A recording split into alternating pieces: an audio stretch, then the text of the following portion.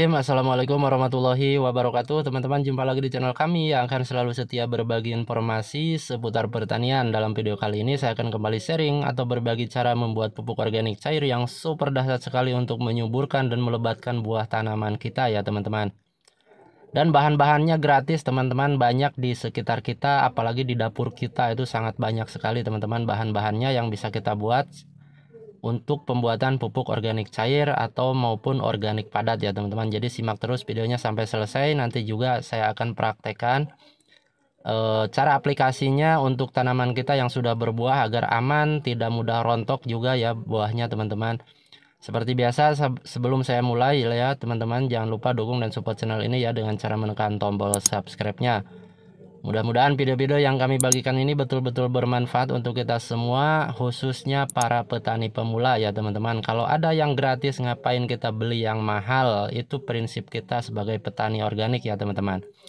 Jadi seperti ini teman-teman, ini adalah limbah buah-buahan seperti buah pepaya, buah semangka atau buah jeruk ya. Yang saya contohkan di sini ada buah pepaya, limbah buah semangka dan buah jeruk. Kemudian siapkan air kelapa ya teman-teman. Kalau belum mencukupi boleh ditampung terlebih dahulu sampai mencukupi kebutuhannya ya. Nah di jeligen ini teman-teman air kelapa 20 liter yang sudah saya tampung ya sekitar 1 minggu. Kemudian bahan-bahan limbahnya ini, limbah buah-buahan ini kita masukkan ke dalam jeligen seperti ini ya teman-teman.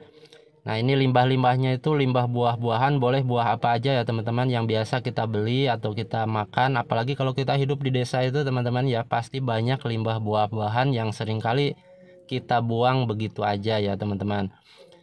Jadi untuk takarannya sendiri air kelapa ini 20 liter ya teman-teman. Kapasitas jelegennya 25 liter. Nah sisanya itu air bahan-bahan ya teman-teman. Jadi air kelapa 20 liter, kapasitas jeligen ini 25 liter. Nah yang 5 liter ini bahan-bahan ya ini teman-teman, bahan-bahan yang kita masukkan ke sini ke dalam jeligen.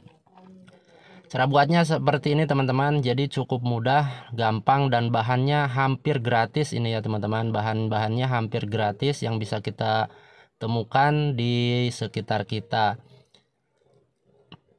Kemudian bahan-bahannya ini kan sudah dicincang setengah halus, kemudian dimasukkan ke dalam jeligen seperti ini. Jadi buah-buahan ini boleh buah apa aja teman-teman. Boleh kalau misalkan di rumah masih banyak ada buah pisang gitu ya teman-teman. Boleh juga buah pisang. Kalau misalkan di rumah ada buah pepaya, boleh juga buah pepaya.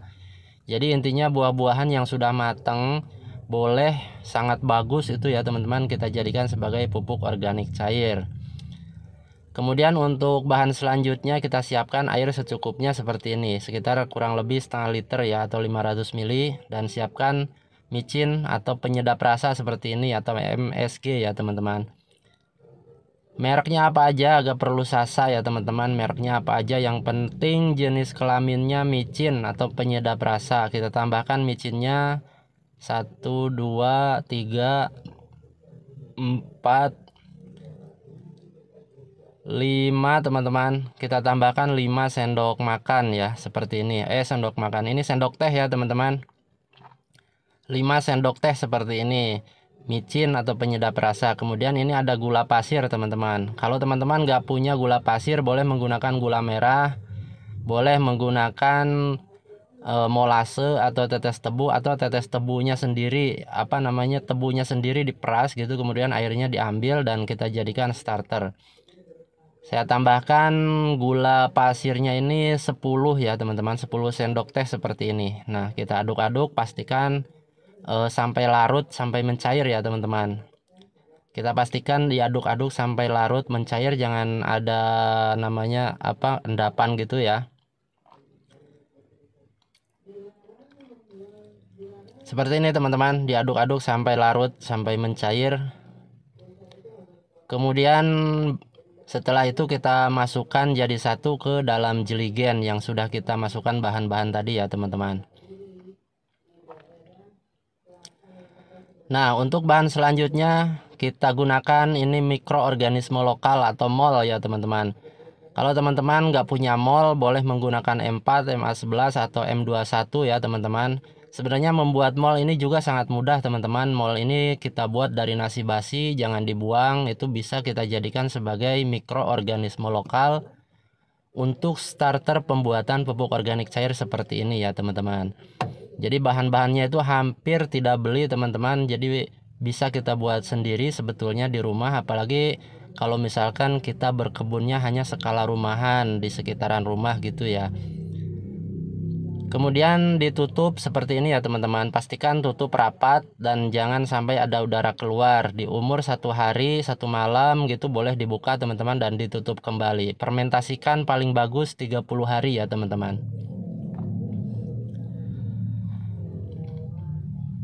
Nah seperti ini teman-teman, untuk contoh yang sudah jadi. Ini juga bahan-bahannya dari buah-buahan sama teman-teman ya. Dari limbah buah pepaya, intinya limbah buah-buahan sisa yang kita makan. Nah ini seperti ini teman-teman, masih terlihat. Nah ini yang sudah jadi ya teman-teman, yang udah umur 30 hari.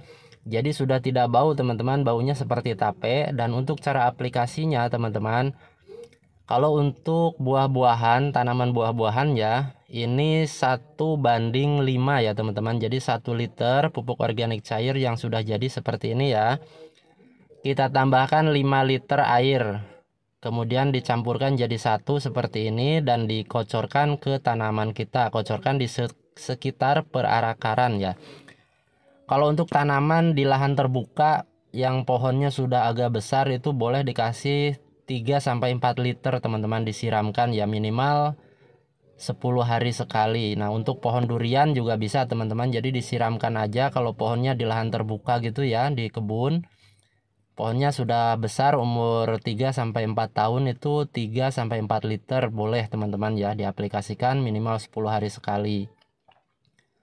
Jadi seperti itu ya teman-teman untuk tanaman buah-buahan. Jadi untuk tanaman jambu, tanaman durian, tanaman alpukat juga sangat baik teman-teman. Jadi intinya yang perlu kita perhatikan, rutin mengaplikasikan ya teman-teman pupuk organik cair. Untuk tanaman alpukat yang sudah berbuah juga boleh teman-teman untuk menambah nutrisi. Biasanya tanaman yang sudah berbuah seperti ini tuh kalau nutrisinya kurang ya teman-teman, biasanya bisa mengakibatkan kerontokan pada bunga atau pentilnya gitu ya teman-teman, pentil buahnya.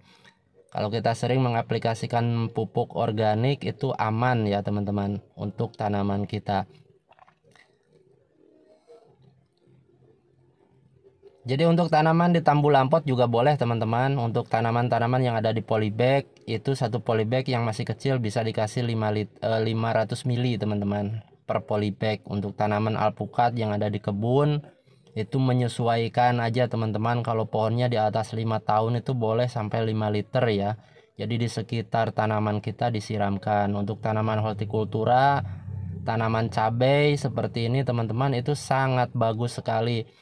Jadi sering-sering kita mengaplikasikan pupuk organik cair ini karena kaya unsur mikroorganisme lokalnya ya teman-teman. Jadi sangat bagus, sangat aman sekali untuk tanaman kita. Bisa juga mencegah dari layu bakteri atau layu fusarium yang biasanya ketika tanaman cabai kita berbuah gitu ya teman-teman, memasuki masa pembuahan yang sangat lebat, tiba-tiba mati kena layu bakteri.